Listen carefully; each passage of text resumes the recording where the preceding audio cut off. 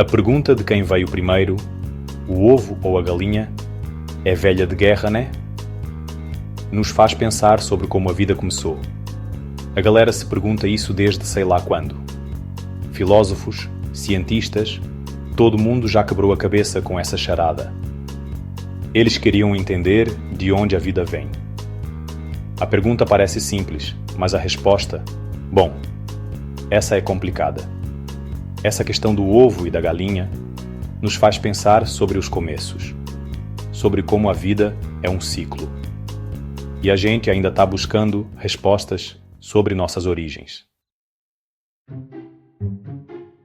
A evolução nos ajuda a entender esse rolo todo do ovo e da galinha. Evolução é como os seres vivos mudam com o tempo, tipo em muitos anos. Os dinossauros já botavam ovos muito antes das galinhas existirem, lembra deles? Ao longo de milhões de anos, os dinossauros foram mudando. Alguns viraram pássaros, incluindo os ancestrais das galinhas. Então, saca só, os ovos já existiam bem antes da primeira galinha. Mas o ovo de onde a primeira galinha nasceu era diferente. Tinha umas mudancinhas que fizeram dele um ovo de galinha. Os genes são tipo as instruções para a vida. Eles são passados de pais para filhos. Os genes dizem para o ovo como ele deve se desenvolver. Às vezes rolam umas mudanças nos genes, umas mutações. Essas mutações podem causar pequenas mudanças em um ser vivo. Imagina uma mutação nos genes de um dinossauro. Essa mutação poderia mudar o ovo um pouquinho. Esse novo ovo poderia ter uma casca mais dura, por exemplo. Com o tempo, mais mutações acontecem. E essas mudanças podem acabar criando uma nova espécie, tipo a galinha. Seção 4. Desvendando o mistério. Quem veio primeiro? Tem gente que acredita que a galinha veio primeiro.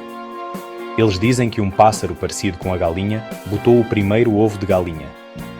Outros acham que foi o ovo. Apontam para o fato de que os ovos já existiam bem antes das galinhas. Uma mutação em um ovo pré-galinha poderia ter levado à primeira galinha. Os dois lados têm seus pontos, né? A resposta é complexa e está em algum lugar nesse longo processo de evolução.